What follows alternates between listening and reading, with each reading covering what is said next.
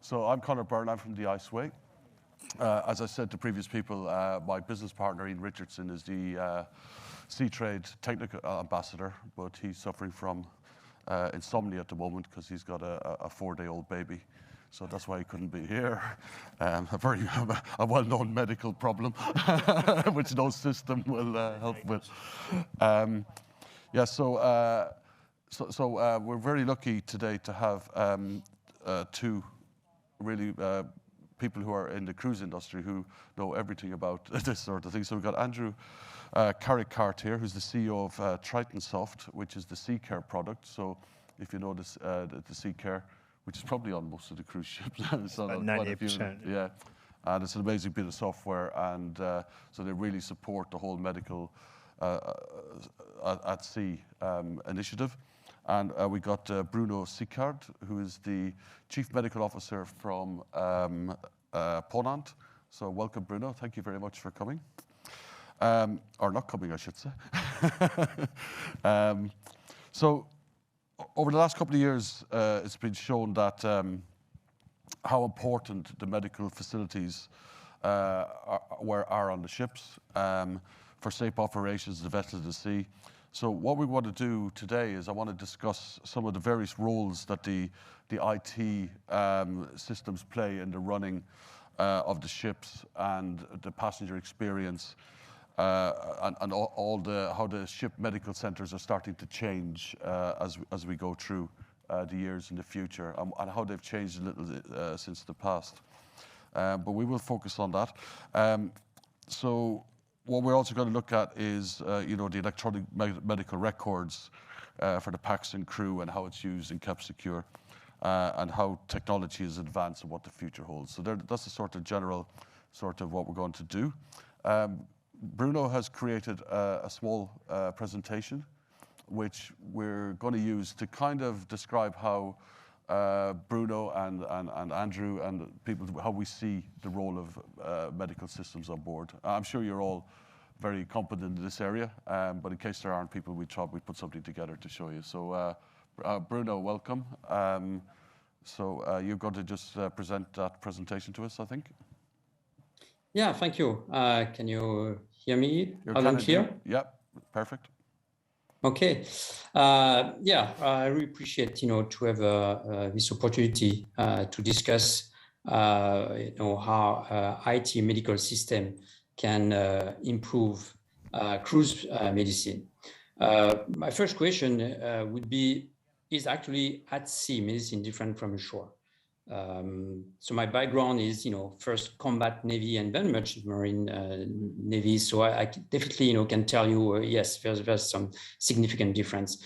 And I would say that the main one, the one that is always changing, is time to access to the right level of care for the patient when you're in a remote location. I mean, Ponant, we have over 30 years of experience, in expedition cruise where you sail in very remote areas. We definitely had our share of a medical challenge to bring a patient to the right level of care. So that's one of the dimensions that is very critical. The other critical dimension is on board a ship, like any actually closed environment, we have to focus on the group. I mean, practitioners, sure, they are used, their daily routine is to deal with one patient at a time and focus on their own patient. Very rarely they have to look at collective medical issues. On board a ship, it's the other way around. Every day we have to think that any individual medical condition can actually affect the whole ship. And I'm not talking only about contagious disease like COVID. Even an acute MI, then you need to do a medevac, and then you need to reroute the ship. So for one reason or another, definitely every condition of each one individual on board can affect the whole ship. So that's very different from what you're going to see ashore. And there's all the company, they implement the best standard for their hospital ship. And we are always very keen to look for the latest technology for remote medicine. But whatever we do, there's just no way that we will ever match the scope of skills or medical equipment or all the drugs and medicine that will be available in a shore hospital. So there's just no way we can achieve that. Still, we can try to reduce locally, this time issue to access, medical care. And the first leg is to actually access the ship hospital. And this is, specifically for expedition crews where people, are going ashore in some remote area. If anything happens, you just cannot dial 911 and think that someone is going to rescue you. There's just no way. And where here you can see a picture of Le Commandant Charcot, which is our latest, flagship, an icebreaker, where she goes. I mean, there's absolutely no support. No one else goes. So that's why we had to develop, some internal way to reduce that time to access to a ship hospital when people are ashore. So that's why we have a helicopter, a snowmobile, amphibious 4x4, and they are not there, to provide, nice ride for the guests. They are just there for safety and bring patient back to the ship hospital as soon as possible. However, we all know that sometimes it's not enough. The ship hospital capability is limited, and sometimes you need to medevac someone. And to medevac on board a ship, if you're lucky, it takes a couple hours. When you go to Arctic or Antarctica region, it can take days. We have experienced up to 5 days easily. So it is really a challenge. And IT can actually help us to reduce that gap and also to address, these collective issues, medical management.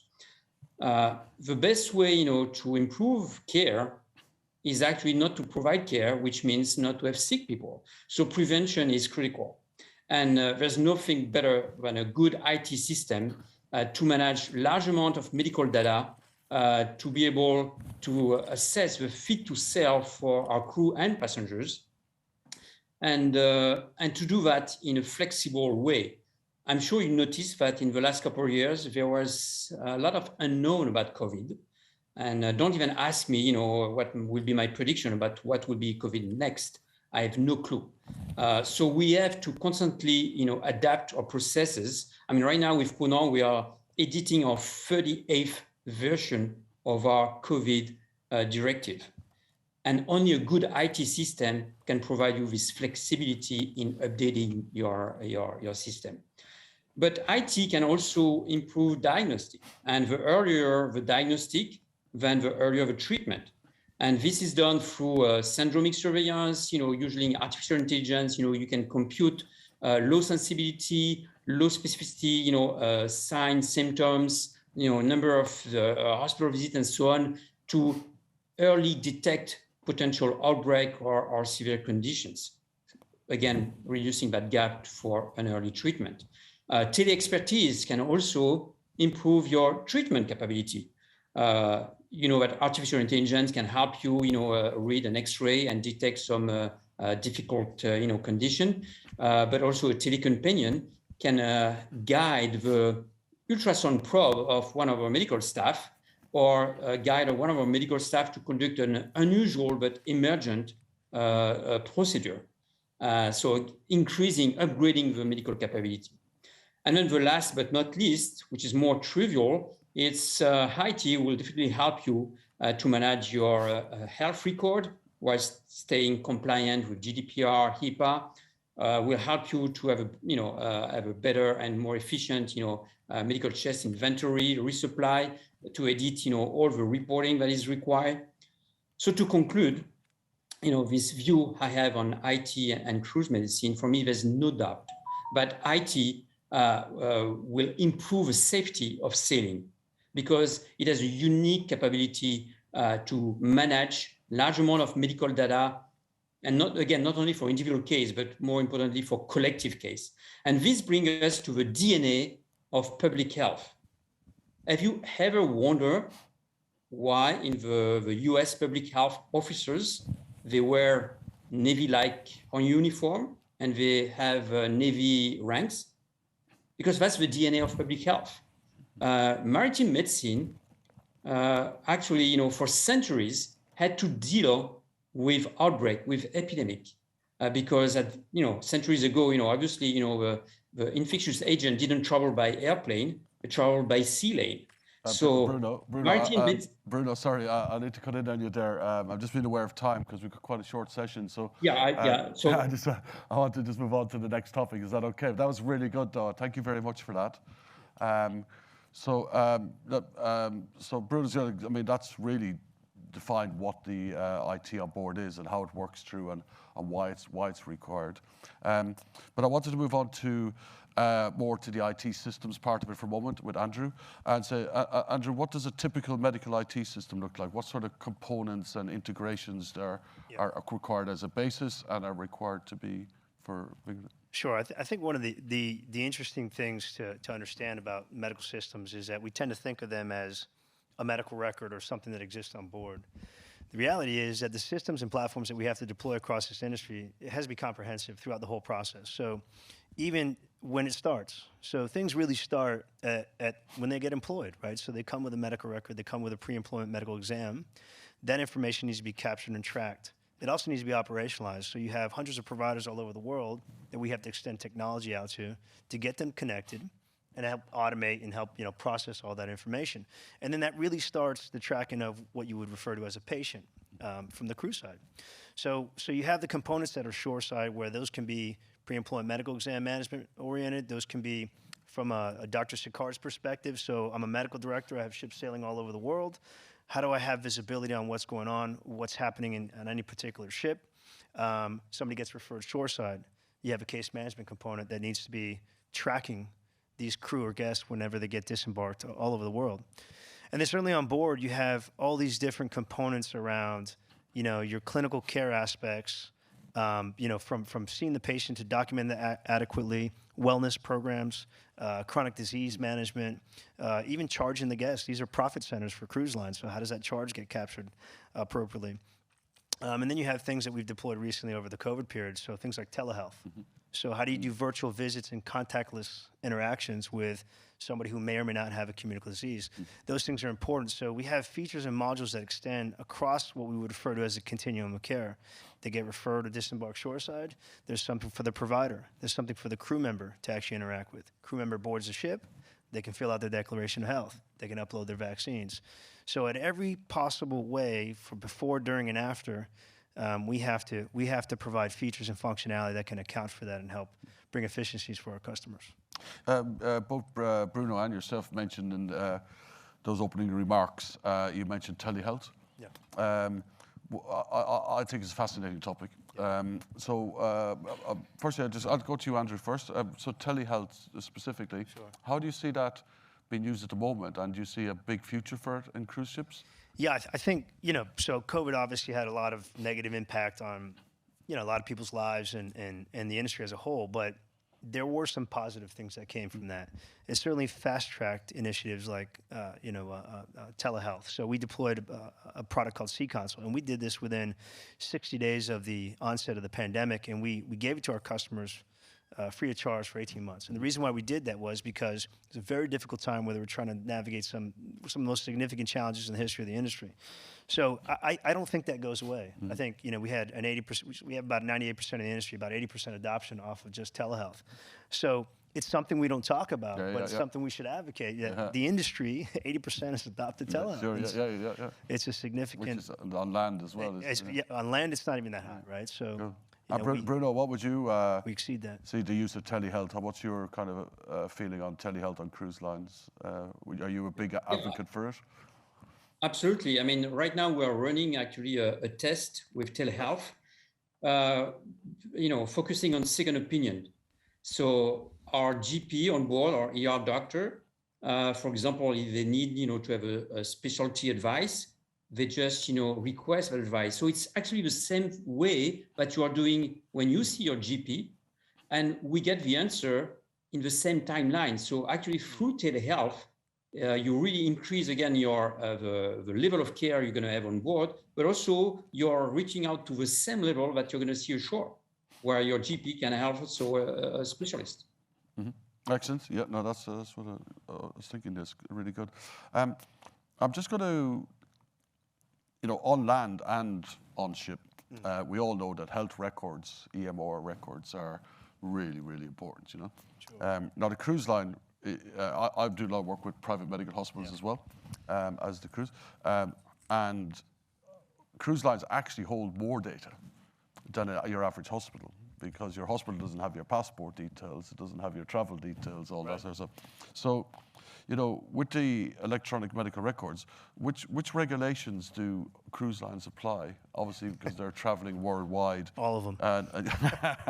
And how do you keep on top of that? Yeah. You know, Yeah, and how do you manage the records for the passengers and crew, of course? Yeah, it's actually a great question. So, and Bruno, Dr. Sicard mentioned this in the beginning around compliance. So, one of the things we have to maintain is just the highest level of compliance and security, because there's no compromise when it comes to the sensitivity of the information we handle. Let me give you a statistic to put that into perspective, because you're absolutely right. So we're the largest repository of health and safety data in the industry. So to give you an idea, when the industry is at full operation, we have close to 2.5 million patient visits happen on board across the industry. So to put that in perspective, if you took the industry and you treat it as a healthcare system, it would represent probably one of the largest healthcare systems, private healthcare systems in the world. That's how big it is, right? And then you take something like COVID, where you're doing these daily transactions. We have millions and millions of transactions that transact. So when it comes to data privacy, compliance, and cybersecurity, our job is to maintain the highest level and to keep relationships with stakeholders. So we have a great relationship with the CDC. A lot of times when things were so fluid during the COVID outbreak, we had to contact them directly. We had to speak with them to get clarifications for our customers in terms of how we would implement these things. So I think it's a combination of relationship with stakeholders and just having to uphold the highest levels of security and compliance. Bruno, could I put the same question to you, but from the area of, as you as the CMO, you have to interact with your CIO, to do that. So, you've got all the responsibility and the ethical responsibility for the records, but the CIO has got the liability. There's a lot of liability. So how does that relationship work for you to ensure, that everything is safe and secure? Because I guess you are ultimately responsible, right? Absolutely, in the business. Absolutely. And like Andrew mentioned, it's when you see all these ships, it's a huge hospital. So this is why, we take this very seriously, and so we when we select a provider, we usually take a provider that will need to comply with European, GDPR, with HIPAA in the US, PIPEDA in Canada. The good thing is all of these, standards pretty much, have the same level of requirements. So when we are implementing one, we feel quite safe with the others one. But yeah, it is critical. It is, I agree. That's why you cannot pick up, a random health provider. You need to have someone who actually, implement this best standard, and there's not a lot of them. And I see here as well. Yeah, thank you. One of the things I remember during the start, the first 6 months, say, of the COVID period, and I don't know if we had a call about this, Andrew. Sure, yeah. Because pre-boarding questionnaires, health questionnaires, some of them are detailed, but most of the cruises I've been on, you scribble on something, it goes into a cardboard box, never to be seen again. So it doesn't really get used. The expedition cruising, of course, is much better.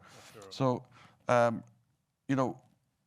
must be a reason that some cruise lines don't put a lot of focus on that pre-boarding questionnaire. So, but do you think that, and COVID was the thing that really drove it, we now need to know an awful lot about you. Yeah. You're just a normal, healthy person going on holidays, but now we need to know an awful lot about you. Right. So do you think the pre-boarding questionnaire is now going to become a very important part of the electronic medical record on ship? And will it be? And can it be used for customer experience purposes? Sure. Yeah. No, I'm absolutely. Well, the answer to the question is absolutely, and it is today. It speaks to kind of like this broader topic of, what they call, the Internet of Things, and, there's a term in the industry around Internet of Medical Things, right? So what COVID brought to the industry, what COVID really pushed, was just the requirement to have more of an ecosystem where, as before, we were very distinctly separate, right? Now you have to be talking with all these different systems. You have to be interacting with these systems. So whether it's proprietary to the customer or it's a different vendor, you have to have the ability to connect that process in, and it absolutely becomes part of the medical record. The reason is because now it's a regulatory requirement. So they're checking. You have to have it, and it already is assimilated. Okay. No, that's really good. And I'm just being a bit aware of time. Lauren, I haven't got a clock here, so I've got 5. Okay.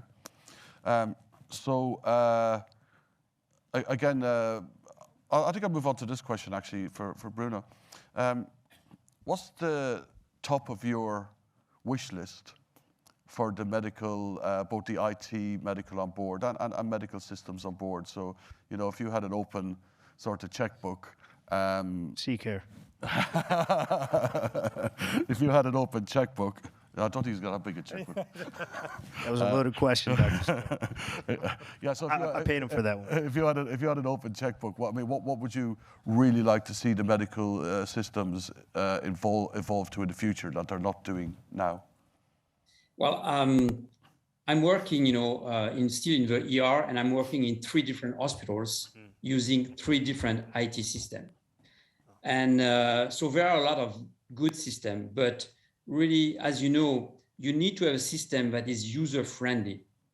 We've seen that in the US, where a lot of money was invested, but if a system is not well designed and the user, the medical staff or the administrative staff, are struggling to use it, then it's an issue. So it's something that we need to keep in mind. If your system is not user-friendly, we're not going to make the most of it, and that would be a shame. So please, all the IT designer make something that is. Remember that all these physicians are not very smart. I'm just so dumb sometimes, but I really enjoy so much. Among the 3 hospitals where I work, one is actually very good. Yeah.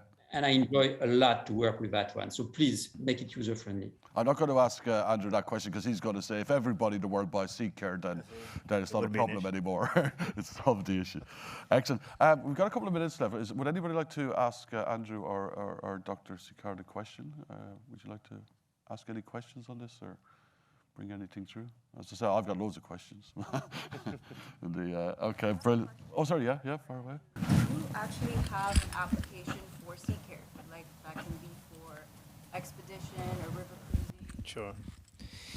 Yeah, so thanks for the question. So we serve different segments. We serve the commercial segment, we serve the river segment, we serve expeditionary segment, and we serve the ocean cruise segment. And we have different instances that serve each one of those segments because even within the same industry, they have different needs. So we certainly offer different setups that are accommodating for each one. Excellent. Okay, I think our time is pretty much up on that. Sorry, Laura, is that? Okay, you got a question there? Excellent, okay, cool. Lauren tells me off if I go over, right? Is it? I am right. I just wanted to ask, do you also provide mental health support?